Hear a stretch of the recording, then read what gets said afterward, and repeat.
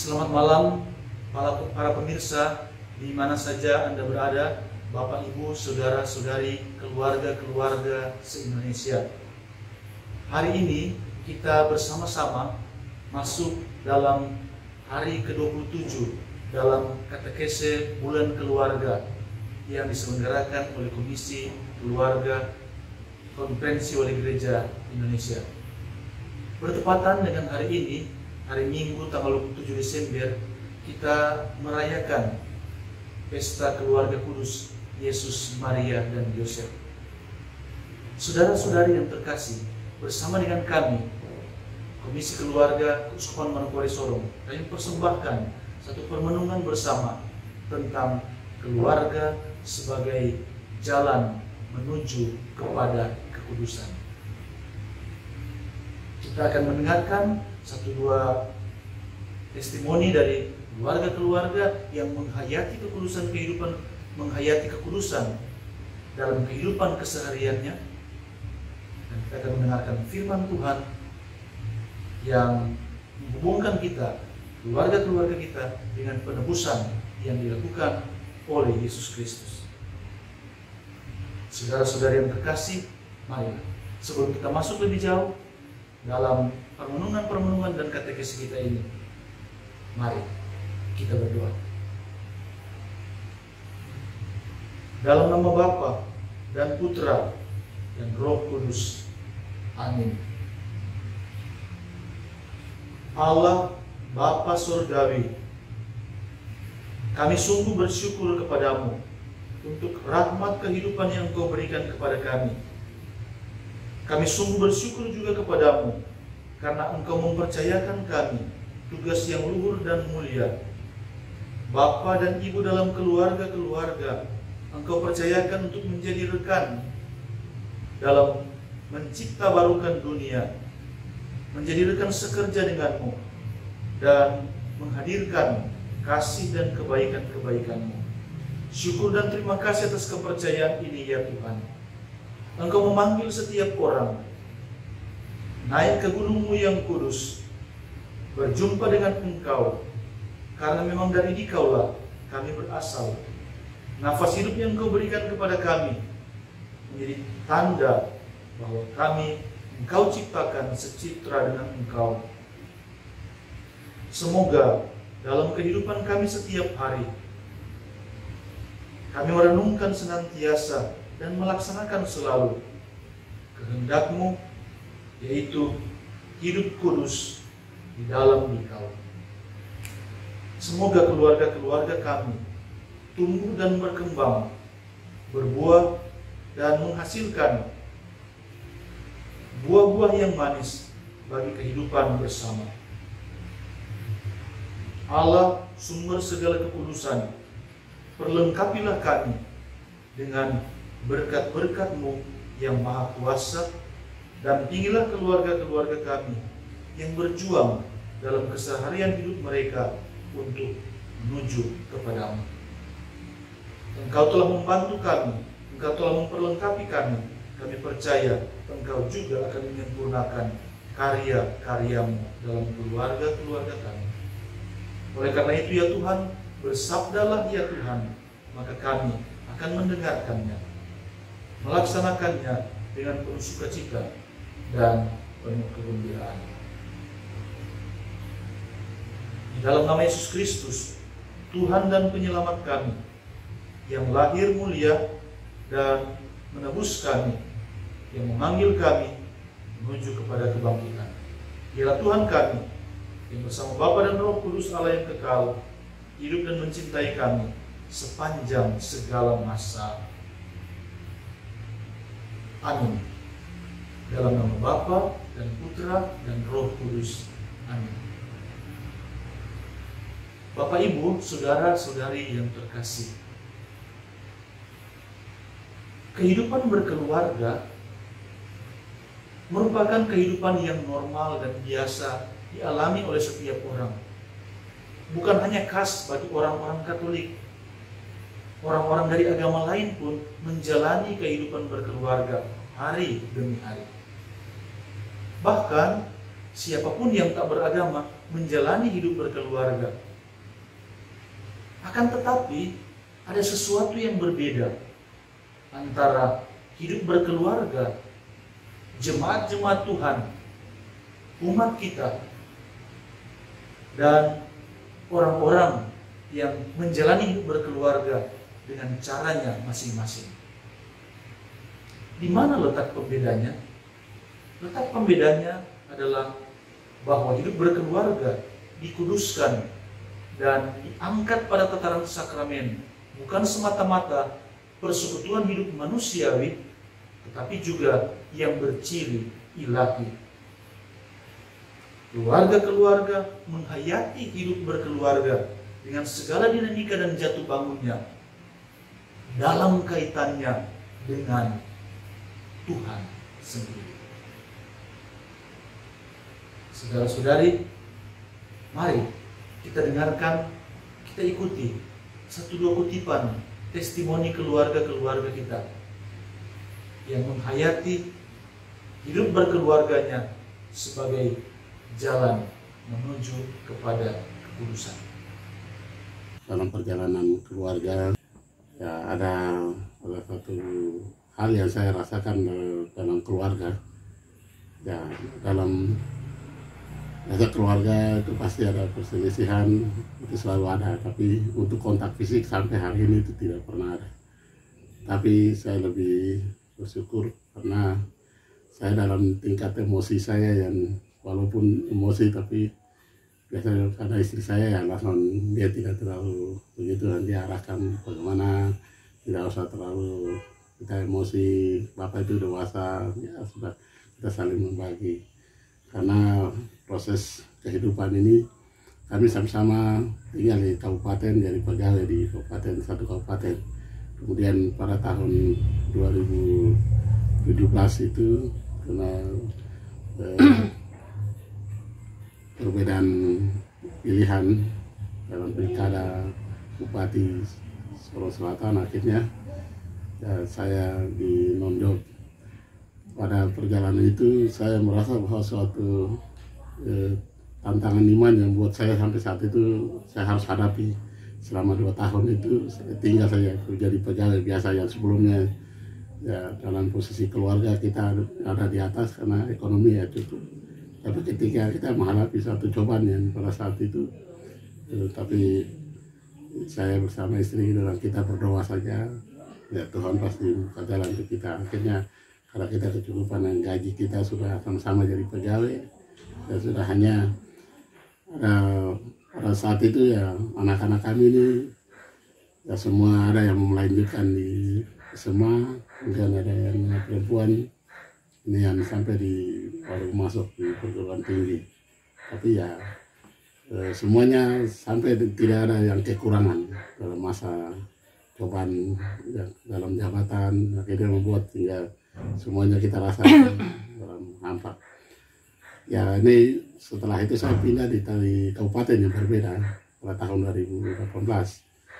Ya, inilah yang membuat saya dengan istri keluarga dalam perbedaan. Kita sudah dalam istilah bahwa itu kita sudah membagi dapur sudah berapa tempat. Di Megat saya di sana sendiri, kemudian istri di sini, anak-anak satu di asrama, kemudian satu lagi kuliah di Makassar.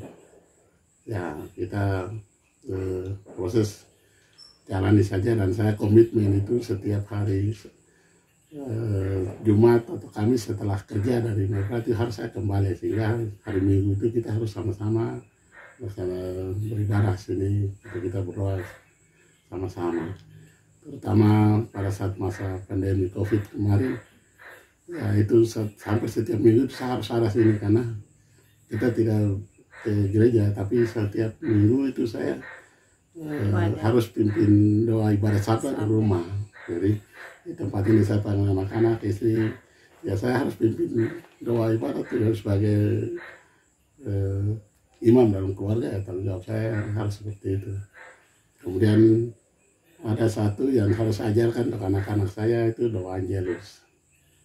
Hampir anak-anak saya semua itu harus tahu, mereka doa Angelus itu harus jam 6 pagi, jam 12 siang, jam 6 sore itu sudah wajib, harus tahu. Satu kalau saya suruh siapa yang pimpin itu sudah otomatis mereka sendiri sudah tahu.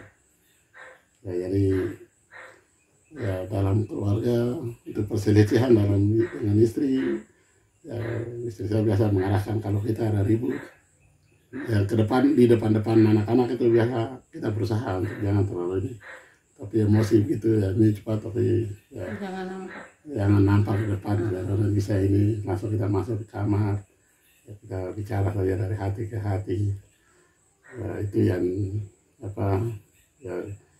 Saya bersyukur karena selama 10 tahun ini mudah-mudahan dalam keluarga pasti ada kontraksi, tapi sampai saat ini saya tidak pernah.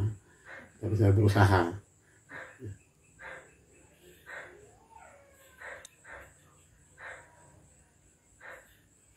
Ya, terima kasih dalam kehidupan rumah tangga kami. Untuk anak-anak ini biasanya agak sulit sih untuk mendidik mereka karena tipe dan karakter mereka kadang berbeda-beda. Ada yang nurut, ada yang harus dengan kasar. Tapi ya kita sebagai orang tua harus mengalah lah.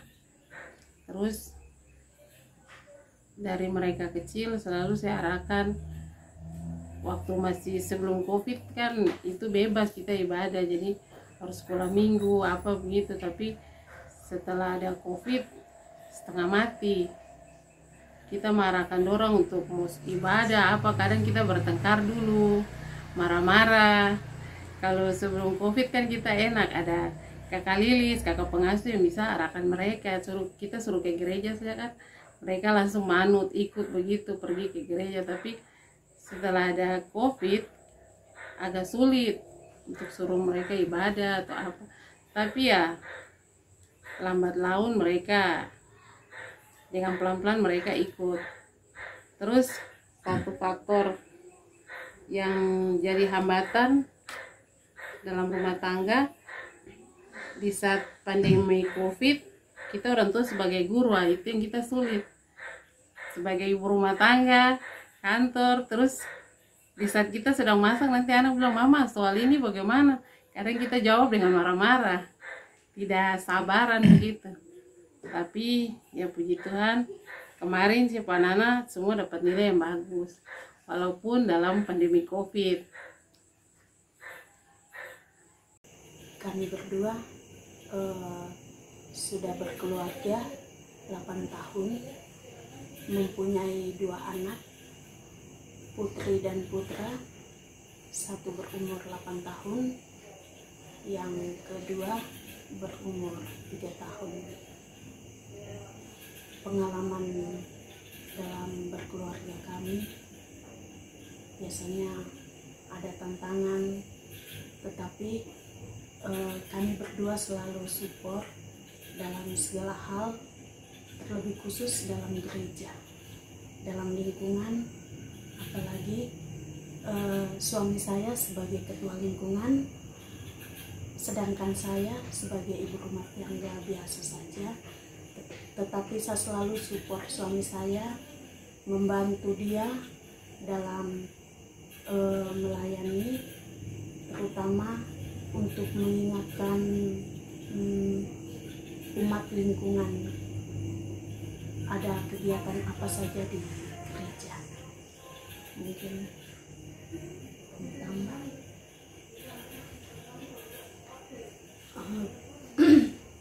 Kami juga biasa dalam keluarga berdoa bersama, terlebih khusus pada waktu pandemi COVID, karena selalu ada doa di gereja, makanya ada live.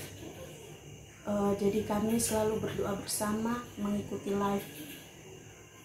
Tetapi mungkin itu sekitar 4 bulan kami sudah mulai semangat kami mungkin semakin menurun, jadi kami sudah jarang mengikuti doa bersama lagi. Kalau doa untuk biasa doa malam pada saat beristirahat, kami biasa berdoa bersama dengan anak-anak.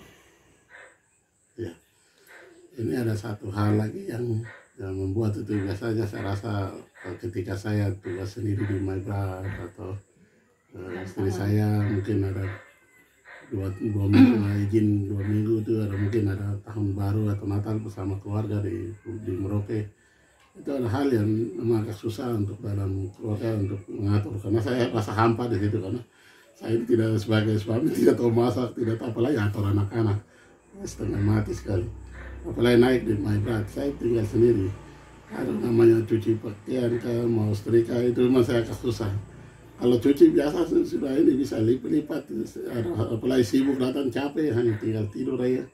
Jadi untuk mengatur untuk rapi, jadi ketika istri tidak ada, saya rasa bahwa itu hampa karena ya kalau bersama istri itu ada perbedaan, karena ketika bangun pagi minuman sudah ada, kita bilang makan apa saja yang sesuai yang kita mau itu pasti ada. Tapi ketika saya sendiri, kalau itu menyesuaikan, mampu harus menyesuaikan dengan orang, ada apa lain untuk makan, hal-hal lain yang ini ya, jadi seperti itu. Jadi akhirnya kita berusaha untuk bagaimana. Sekarang saya kabupaten ini, saya berusaha harus kembali ke Solo Selatan, kerja satu di kabupaten sama satu tempat, sehingga pengaturan dalam rumah tangga, kehidupan dengan suami istri yang sebagai ini ya yang sama begitu, sehingga kita tidak mengalami suatu hambatan dalam melaksanakan tugas. Saya adalah seorang pegawai kepala rumah tangga. Saya bekerja di salah satu instansi di salah satu kabupaten. Dalam kehidupan kami berkeluarga kurang lebih 19 tahun, banyak suka duka, pengalaman-pengalaman hidup yang sering kami alami, baik secara pribadi maupun dalam keluarga dan juga dalam kehidupan sosial, pekerjaan, dan juga pelayanan-pelayanan. Terutama dalam masa-masa saya dan istri bekerja, kami selalu mengerjakan banyak hal yang menyita banyak waktu dalam setiap aktivitas pekerjaan kami. Terkadang pekerjaan ini membuat kami lupa bahwa kami memiliki keluarga di rumah yang mungkin menunggu kami untuk berjumpa, membagi atau men-share hal-hal kecil yang terjadi sepanjang hari. Dalam bekerja, saya juga sering mendapat pekerjaan jauh dari keluarga di beberapa daerah, atau tepatnya keluar daerah, yang juga kadang butuh waktu yang lama dan berhari-hari pisah dari keluarga. Namun satu pengalaman baik yang bisa saya petik dalam tugas saya sebagai kepala keluarga, juga sebagai pegawai, adalah bahwa pekerjaan ini memotivasi saya untuk selalu bekerja dengan giat,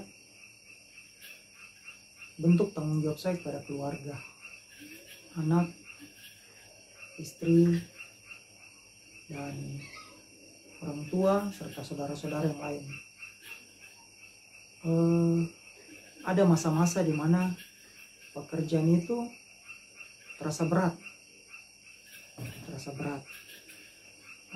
Satu pengalaman yang sering saya rasakan adalah pada saat bekerja dengan tensi pekerjaan yang tinggi, kemudian jauh dari keluarga. Ini terkadang membuat pikiran dan juga tenaga cepat lelah. Dan bagi saya, keluarga adalah sarana. Keluarga adalah sarana mengembalikan semangat, motivasi, dan juga kepercayaan diri untuk bekerja, bertanggung jawab kepada keluarga. Itu yang pengalaman baik yang sering atau yang bisa saya petik dari semua pengalaman-pengalaman saya. Saya adalah seorang ibu rumah tangga, juga bekerja sebagai pegawai negeri sipil satu instansi di salah satu kabupaten. Saya dalam bekerja banyak sekali tanggung jawab yang diberikan kepada saya, tetapi saya juga harus bekerja sebagai ibu rumah tangga dalam mengurus rumah. Karena suami banyak sekali pekerjaan keluar, maka saya banyak menghandle pekerjaan di rumah. Kadang juga saya punya waktu habis di kantor, tapi bagaimana saya harus membagi waktu untuk bisa menyelesaikan semua pekerjaan di rumah. Terkadang saya merasa jengkel, marah karena saya harus pergi kemana-mana sendiri, harus menyelesaikan banyak pekerjaan rumah yang sudah menjadi rencana kami untuk kami harus selesaikan, sedangkan suami tidak berada di tempat. Tapi saya berpikir bahwa itu sudah tanggung jawab saya. Mungkin Tuhan sudah kasih saya untuk kemampuan, kekuatan untuk bisa saling melengkapi. Jadi saya bekerja melaksanakan semua yang menjadi tanggung jawab saya dengan penuh sukacita, karena selain itu juga saya ada beraktivitas dengan pelayanan-pelayanan di lingkungan. Saya pikir itu menjadi motivasi saya untuk saling membantu dalam rumah tangga kami. Dengan saya melaksanakan pekerjaan di kantor, di rumah, saya bisa menghayati bahwa itu adalah suatu jalan untuk mencapai kekudusan.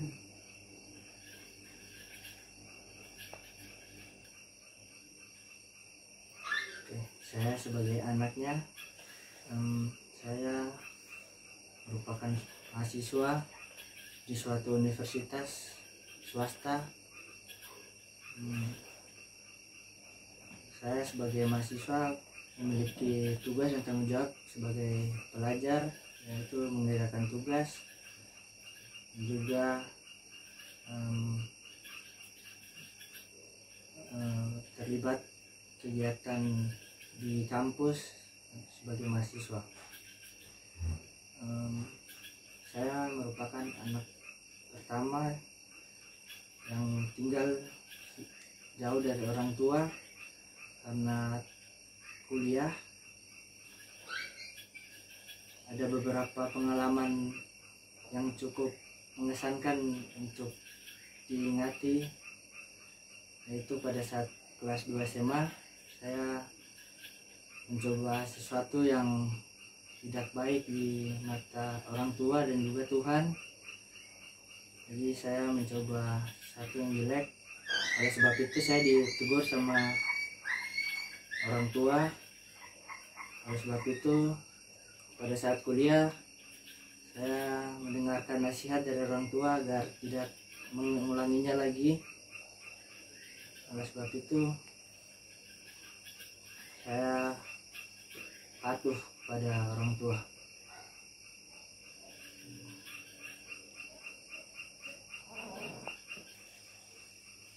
Oleh karena itu, karena sudah jauh dari orang tua, saya tidak melakukan hal tersebut bukan karena takut, melainkan saya mencermati apa yang sudah dinasihat oleh orang tua. Makanya oleh sebab itu saya tidak melakukannya lagi. Dengan ini juga saya menghayati hal tersebut sebagai jalan menuju arah yang lebih baik. Dalam setiap pergumulan hidup kami, pekerjaan, pelayanan, apapun yang kami lakukan,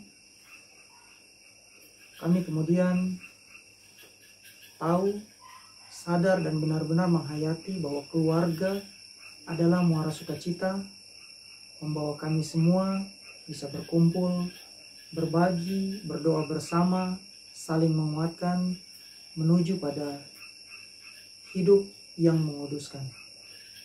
Keluarga adalah kekuatan, adalah sukacita, adalah cinta kasih bersama. Untuk itu apapun yang kami lakukan, aktivitas apapun yang kami kerjakan, ujung-ujungnya, muaranya, kami akan kembali kepada keluarga, berkumpul, membagi beban, membagi sukacita, sebagai sarana-sarana hidup kami, agar hidup pengalaman kami juga dapat berguna, bermanfaat bagi sesama kami.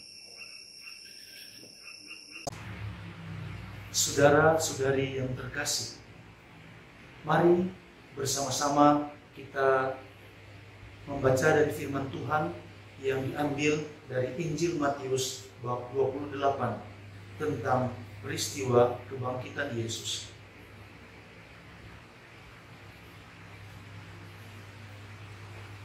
Setelah hari Sabat lewat, menjelang menyingsingnya fajar pada hari pertama minggu itu, pergilah Maria Magdalena dan Maria yang lain menengok kubur itu. Maka terjadilah gempa bumi yang hebat, sebab seorang malaikat Tuhan turun dari langit dan datang ke batu itu dan menggulingkannya lalu duduk di atasnya. Wajahnya bagaikan kilat dan pakaiannya putih bagaikan salju. Dan penjaga-penjaga itu gentar ketakutan dan menjadi seperti orang-orang mati. Akan tetapi malaikat itu berkata kepada perempuan-perempuan itu, "Janganlah kamu takut, sebab aku tahu kamu mencari Yesus yang disalibkan itu. Ia tidak ada di sini, sebab ia telah bangkit, sama seperti yang telah dikatakannya. Mari, lihatlah tempat ia terbaring. Dan segera pergi dan katakanlah kepada murid-muridnya bahwa ia telah bangkit dari antara orang mati. Ia mendahului kamu ke Galilea. Di sana kamu akan melihat dia. Sesungguhnya aku telah mengatakannya kepadamu." Mereka segera pergi dari kubur itu dengan takut dan dengan sukacita yang besar dan berlari cepat-cepat untuk memberitahukannya kepada murid-murid Yesus. Tiba-tiba Yesus berjumpa dengan mereka dan berkata, "Salam bagimu." Mereka mendekatinya dan memeluk kakinya serta menyembahnya. Maka kata Yesus kepada mereka, "Jangan takut. Pergi dan katakanlah kepada saudara-saudaraku supaya mereka pergi ke Galilea, dan di sanalah mereka akan melihat aku."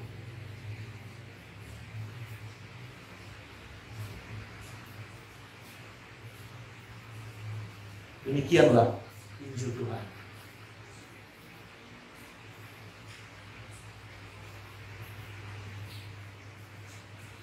Saudara-saudari yang terkasih dalam Tuhan kita Yesus Kristus, keluarga-keluarga yang berbahagia.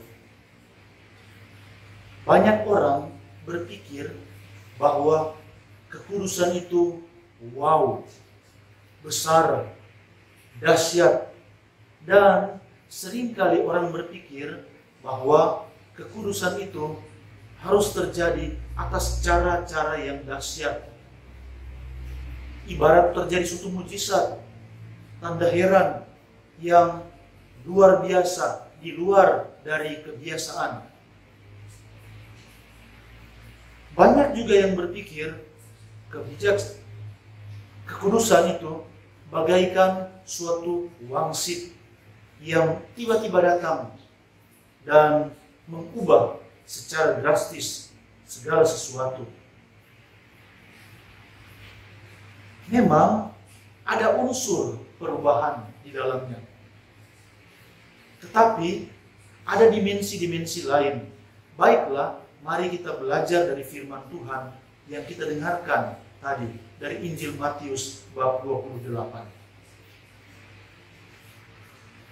Dalam doa syukur agung, khususnya dalam doa syukur agung kedua, gereja berdoa, "Sungguh kuduslah Engkau ya Allah, sumber segala kekudusan."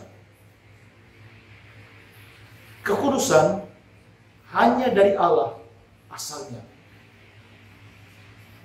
Manusia mengambil bagian di dalam kekudusan Allah. Bagaimana manusia bisa mengambil bagian dalam kekudusan Allah? Bukan karena prestasi manusia, bukan karena usaha manusia semata-mata, bukan karena inisiatif manusia pertama-tama, melainkan karena Allah pertama-tama berinisiatif, karena Allah yang datang menyapa manusia.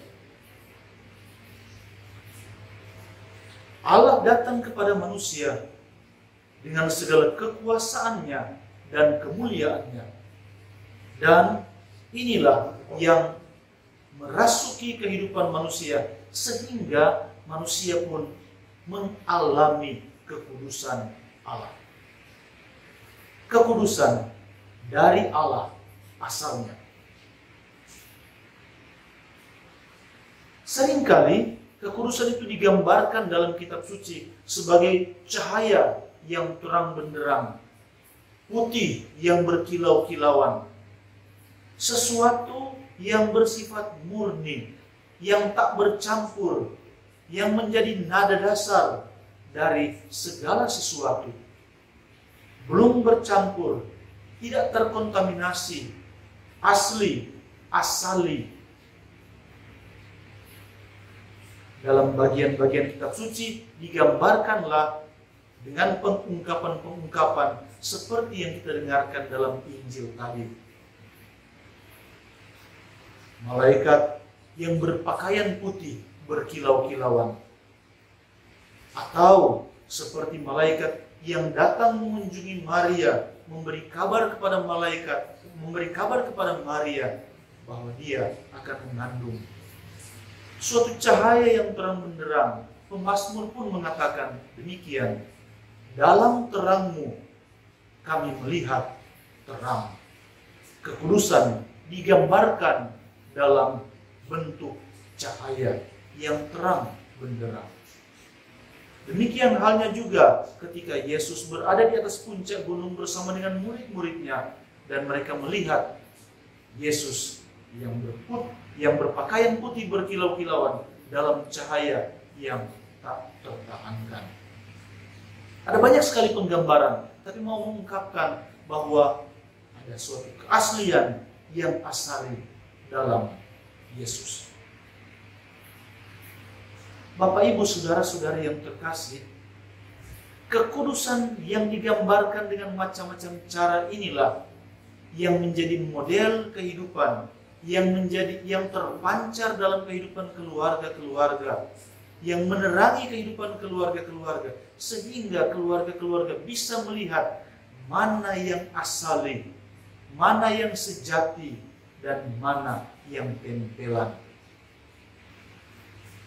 Kita seringkali mengalami bahwa yang asli tidak tampak lagi karena yang tempelan terlalu banyak, aksesoris berlebihan, sehingga yang asali tak kelihatan lagi. Orang menjadi kabur gambarannya tentang Allah yang kudus karena banyak hal tempelan-tempelan duniawi, baik menyangkut perasaan, pikiran, rencana, obsesi, pun emosi manusiawi. Belum lagi dengan macam-macam fasilitas yang seringkali menempel dalam bukan hanya tubuh manusia, tapi terutama pikiran dan hati. Kekudusan Allah seringkali menjadi kabur karena ada banyak macam kepentingan manusiawi. Keluarga-keluarga pun mengalami problem-problem yang sama. Akan tetapi, meskipun mengalami problem-problem, meskipun mengalami tantangan-tantangan, meskipun mengalami macam-macam hambatan itu, tetapi kita bisa belajar bahwa keluarga yang betul-betul mau tumbuh dan berkembang dalam kekudusan Allah akan berusaha untuk mencari jalan keluar, akan berusaha untuk mencari bentuk-bentuk pengekspresian hidup benar di hadapan Allah. Kita melihat upaya-upaya sederhana dan kecil, upaya-upaya yang biasa-biasa saja. Banyak pekerjaan-pekerjaan rutin dalam kehidupan sehari-hari. Banyak aktivitas-aktivitas rutin dalam hidup kita, baik di rumah, di kantor, dalam tata sosial, dalam kehidupan bersama, dalam relasi satu dengan yang lain, dalam kehidupan dunia modern dengan media sosial, dan macam-macam hal yang lain. Ini sesungguhnya menjadi medan orang untuk mengungkapkan dirinya, orang untuk mengungkapkan bagaimana dia ditarik kepada kekudusan dan berusaha untuk mewujudkan kekudusan itu dalam aspek-aspek hidupnya sehari-hari. Di rumah, di tempat kerja, dalam relasi antar pribadi, dalam relasi intern di dalam rumah, pun di mana saja dia berada. Ada kesulitan, ada beban, ada pergumulan, tetapi kita ingat, ada juga rahmat Allah yang menguatkan. Kenapa? Karena Allah lah yang memanggil kita, Allah lah yang mengundang kita, maka Dia juga akan pasti memberikan kekuatan, memberikan bantuan, memberikan support dan dorongan untuk itu.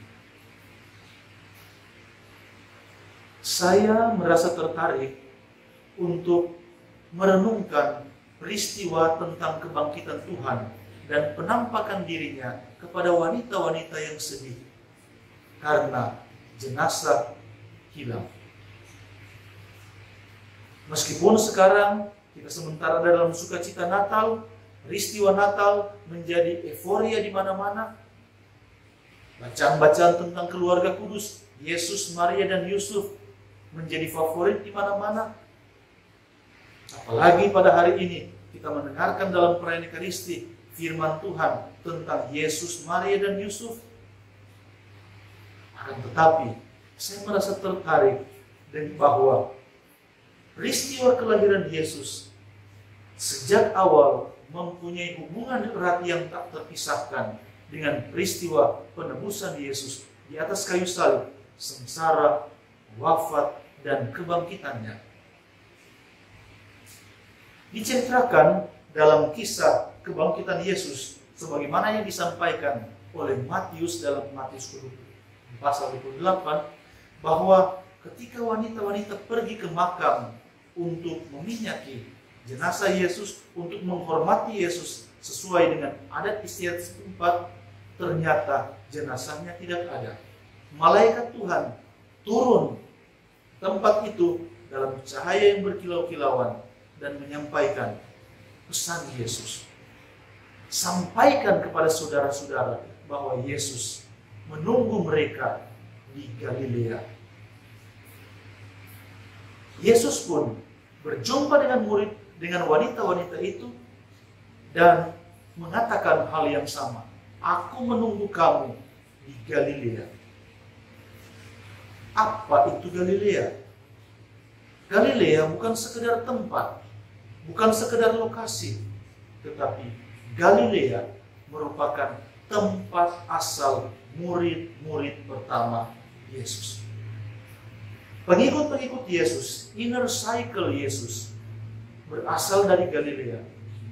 Mereka adalah nelayan-nelayan yang pekerjaannya sehari-hari dengan kapal, dengan perahu, dengan pukat, dengan danau, dengan jual beli ikan.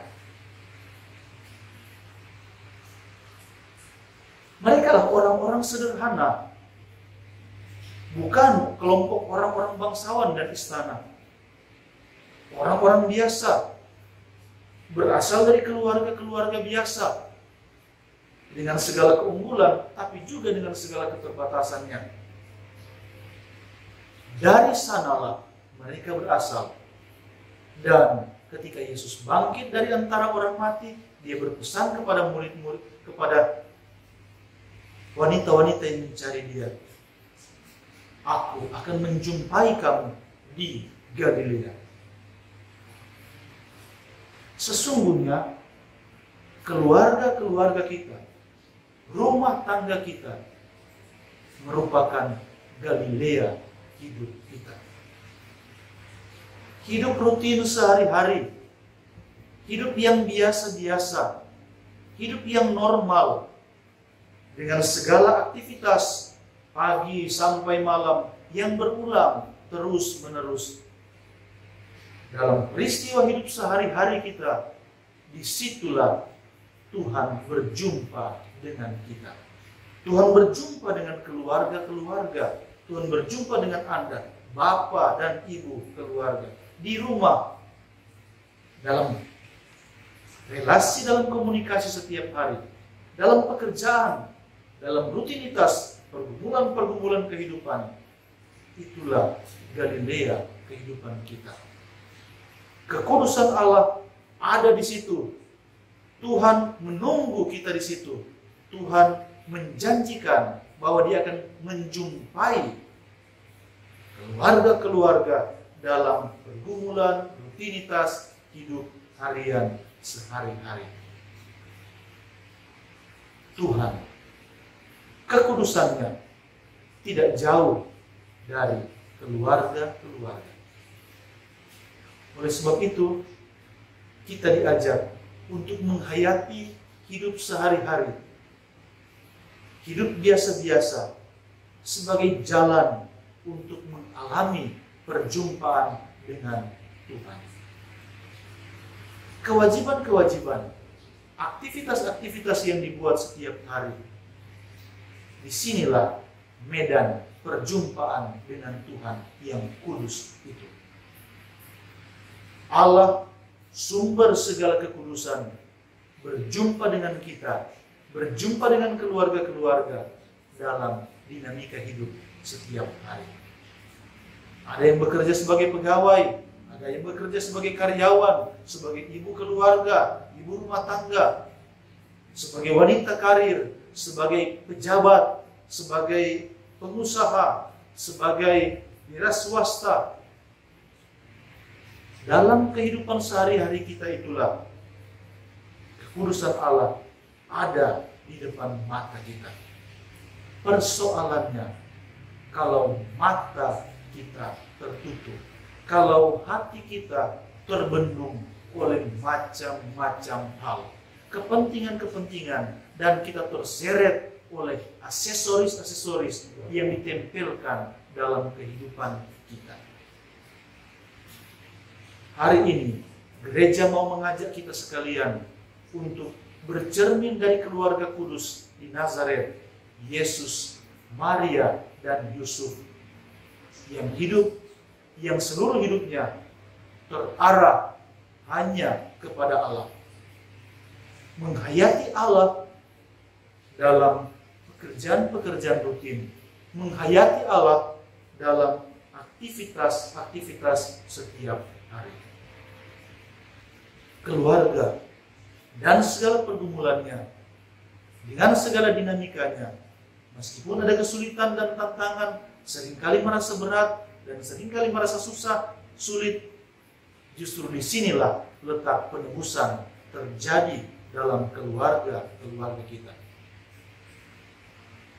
Kenapa penebusan Allah yang katanya telah terjadi satu kali untuk selamanya, Yesus mati satu kali untuk menebus dosa semua orang, kenapa ada pergumulan hidup? Kenapa ada kesulitan? Kenapa ada konflik? Kenapa ada derita? Kenapa ada sakit? Kenapa ada penderitaan? Sesungguhnya sinilah medan kita mengalami perjumpaan dengan Allah. Bahwa di satu pihak Allah turut serta, Allah berinisiatif, Allah datang menyapa kita. Tetapi di lain pihak manusia pun perlu berusaha, perlu berupaya untuk menjawab ya, menjawab secara positif atas sapaan Allah itu. Menjawab secara positif atas datangnya Allah dalam pergumulan kehidupan kita sehari-hari. Mari kita membuka mata, mari kita membuka hati kita bagi sapaan Tuhan itu, bagi perkunjungan Tuhan dalam rumah, dalam keluarga kita masing-masing. Lewat doa dan firman, lewat menghayati hidup sehari-hari, dalam komunikasi interpersonal antara suami istri, orang tua dan anak, saudara bersaudara, lewat semuanya itu kita menghayati kekudusan Allah yang hadir dalam keluarga kita. Mari Bapak Ibu, saudara-saudari yang terkasih, kita menjadikan kehidupan keluarga kita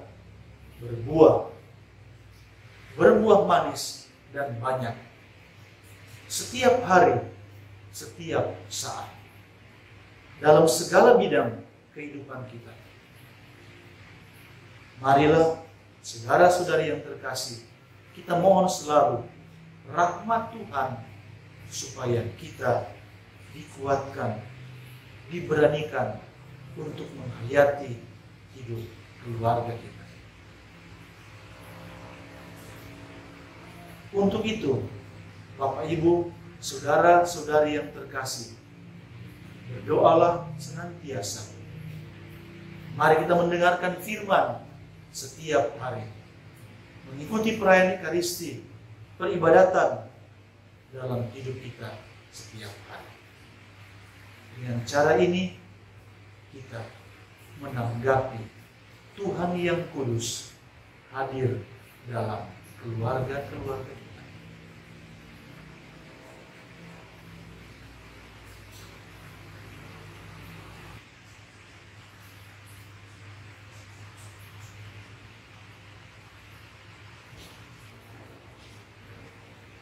Saudara-saudari yang terkasih, demikianlah satu dua katekese bagi kita bagaimana keluarga-keluarga berjalan menuju kepada kekudusan dengan menghayati hidup sehari-hari biasa-biasa, dan disitulah perjumpaan dengan Tuhan terjadi. Kami, Komisi Keluarga Keuskupan Manokwari Sorong, mengucapkan selamat bagi keluarga-keluarga. Selamat bercermin dari keluarga kudus Nazaret, Yesus, Maria, dan Yusuf. Mari kita berjalan menuju Gunung Kudus Tuhan, bersama-sama bergandengan tangan. Meskipun ada kesulitan, meskipun ada pergumulan, Tuhan selalu membantu. Untuk itu saudara-saudari yang terkasih, semoga saudara-saudari sekalian, keluarga-keluarga diberkati oleh Allah yang Maha Pengasih dan Maha Penyayang, Bapa dan Putra dan Roh Kudus. Amin. Selamat malam dan terima kasih.